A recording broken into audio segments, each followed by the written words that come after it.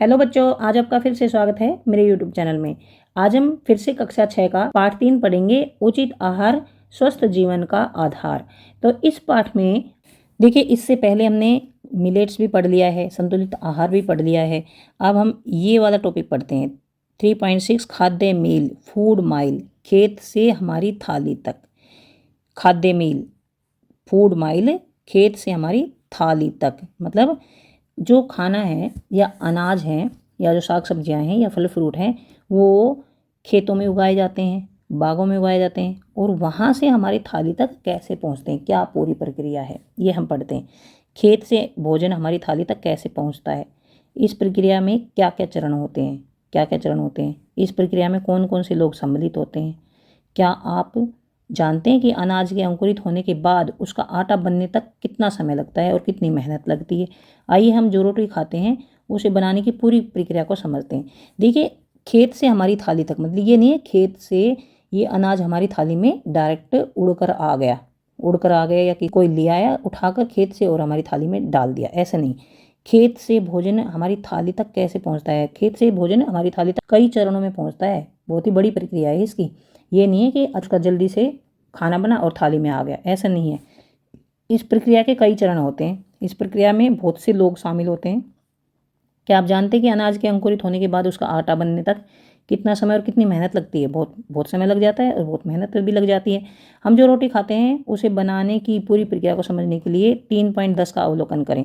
यहाँ पर देखिए, किसान द्वारा गेहूँ उगाना। किसान जब गेहूँ को उगाता है तो देखिए, गेहूँ उगाने की प्रक्रिया में भी बहुत सारी विधियाँ होती हैं, बहुत सारी प्रक्रियाएँ होती हैं, बहुत सारी प्रक्रियाएँ होती हैं।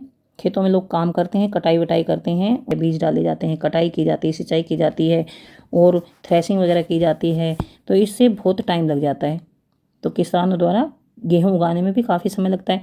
फिर गेहूँ की कटाई हो गई तो अनाज की मंडाई और ओसाई की जाती है, फिर अनाज निकाला जाता है। उसके बाद अनाज को कुछ को तो अपने लिए रख लिया जाता है और कुछ को फिर मंडियों में भेज दिया जाता है। ये अनाज का भंडारण, फिर वहाँ पर बोरी भर भर कर रखा जाता है या बड़ी बड़ी टंकियों में रखा जाता है। फिर अनाज पीसना और पैक करना, फिर मिलों पर भेजा जाता है, मिलों पर जहाँ पर अनाजों को पीसा जाता है, बड़ी बड़ी चक्कियाँ होती हैं वहाँ पर, और फिर अनाज को पीसा जाता है और फिर पैकेट्स में पैक कर दिया जाता है। दुकानों से आटा लाते होंगे, बेसन लाते होंगे, तो वो पैक होता है वो पैकेट्स में, तो इस तरह से पैक कर दिया जाता है, फिर दुकानों तक लाया जाता है। दुकानों तक ऐसे आसानी से नहीं लाया जाता, उसके लिए परिवहन से लाया जाता है, गाड़ियों में लाया जाता है। उसके बाद फिर दुकानों से हम खरीद कर लाते हैं और फिर हमारी किचन में बनाया जाता है, उसको पकाया जाता है और फिर हमारी थाली में आता है। तो देखिए, बहुत बड़ी प्रक्रिया है ये नहीं है एक ही दिन में हमारी थाली तक पहुंच गया है। इसमें भी काफ़ी समय लगता है, इसमें भी काफ़ी समय लगता है, इसमें भी काफ़ी समय लगता है, इसमें भी काफ़ी समय लगता है, इसमें भी काफ़ी समय लगता है, फिर हमारी थाली तक पहुंचने में भी काफ़ी समय लगता है। अगर घर में आटा आ गया है, साग सब्जी आ गई, तो हमारी थाली तक पहुंचने में भी टाइम लगता है। तो इस तरह से हम देखते हैं कि बहुत बड़ी प्रक्रिया है जिससे कि खेतों से हमारी थाली तक भोजन पहुंचता है। गेहूं या किसी अन्य खाद्य पदार्थ के थैले द्वारा उत्पादक से उपभोक्ता तक की तय की गई कुल दूरी को उसका खाद्य मील या फूड माइल कहा जाता है।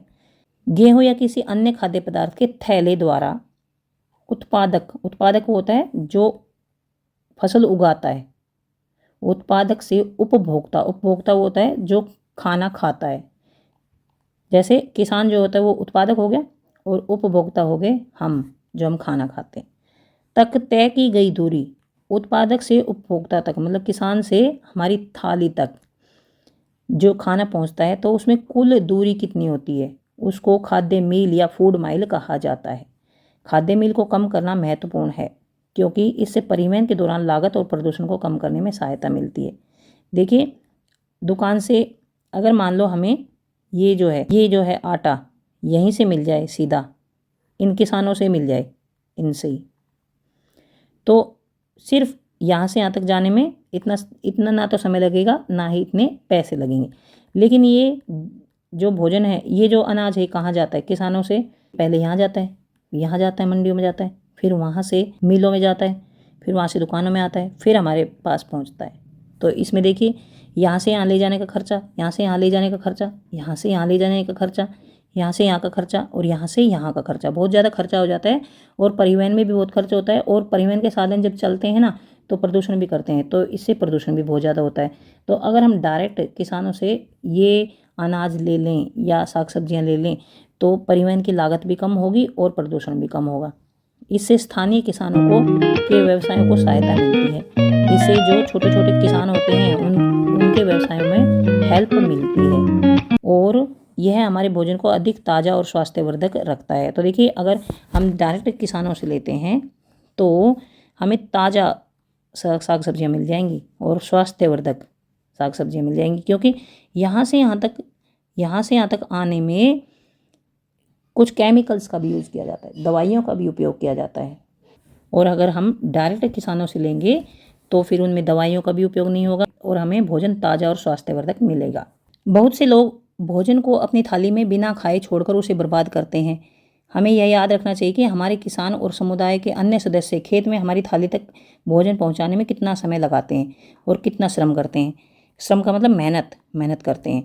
तो बहुत से लोग अपनी थाली में बिना खाना खाए छोड़ देते हैं। मतलब कि बहुत सारे लोग जब खाना खाते हैं तो उनकी थाली में भोजन बच जाता है तो उसको बिना खाए छोड़ देते हैं, तो उससे भोजन बर्बाद होता है।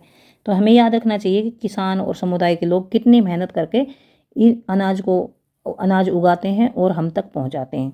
हमें उतना ही भोजन अपनी थाली में लेना चाहिए जितना हम खा सकें, उससे ज़्यादा नहीं लेना चाहिए। इसे बर्बाद नहीं करना चाहिए, इससे भोजन की बर्बादी कम होगी। भोजन को खेत से थाली तक पहुंचाने में सम्मिलित विभिन्न प्रक्रियाओं की समय का पता लगाने का प्रयास करें। तो भोजन खेत से हमारी थाली तक पहुंचता है तो उसमें कुल कितना समय लगता है उसको बोलते हैं समय सीमा या फिर टाइम लाइन। तो इसका पता लगाने का प्रयास करें कि कितना टाइम लग जाता है। लास्ट में है स्वस्थ खाएं, मिल बांट कर खाएं और खाने का सम्मान करें। स्थानीय उत्पादकों का समर्थन करें। स्वस्थ खाना चाहिए, मिल बांट कर खाना चाहिए और खाने का सम्मान करना चाहिए। खाने को व्यर्थ नहीं करना चाहिए, वेस्ट नहीं करना चाहिए और स्थानीय उत्पादकों का समर्थन करना चाहिए, छोटे किसानों का समर्थन करना चाहिए। और यहाँ पर स्थानीय भोजन खाने से किस प्रकार खाद्य मील को कम किया जा सकता है। स्थानीय भोजन खाने से मैंने बता दिया। मान लीजिए हमारे पास एक बाड़ी है जिसमें साग सब्जियां उगाई जाती हैं, अगर वहीं से हम साग सब्जियां लेंगे तो खाद्य मील मतलब जो टाइम लगता है, जो दूरी है किसानों से हम तक की जो दूरी है वो कम हो जाएगी, क्योंकि हमें डायरेक्ट स्थानीय भोजन मिल जाएगा। तो इस तरह से हम खाद्य मील को कम कर सकते हैं। ये देखिए, ये मैंने यहाँ पर बताया था कि किस तरह से खाद्य मील को कम किया जा सकता है। अगर हम डायरेक्ट किसानों से ही भोजन ले लेंगे डायरेक्ट, तो देखिए इतनी सी दूरी होगी और यहाँ से इसके पास गया, इसके पास गया, इसके पास गया, इसके पास गया, इसके पास गया, तो कितनी सारी दूरी होगी। तो इस तरह से हम स्थानीय किसानों से ही अगर भोजन ले लेंगे तो खाद्य मील कम हो जाएगा। तो यहाँ तक ये पाठ खत्म होता है। मैंने पूरा पाठ अच्छी तरह से पढ़ा दिया है, आपको भी अच्छी तरह समझ आ गया होगा। इससे पहले वाली वीडियोज़ में भी पहले वाले टॉपिक्स कवर कर लिए हैं, उनको भी आप अच्छी तरह से समझ लेना। तो यहाँ तक वीडियो खत्म होता है। अगर आपको सब समझ आ गया है प्लीज़ चैनल को सब्सक्राइब करें, अपने दोस्तों को शेयर करें, लाइक करें। Thanks for watching.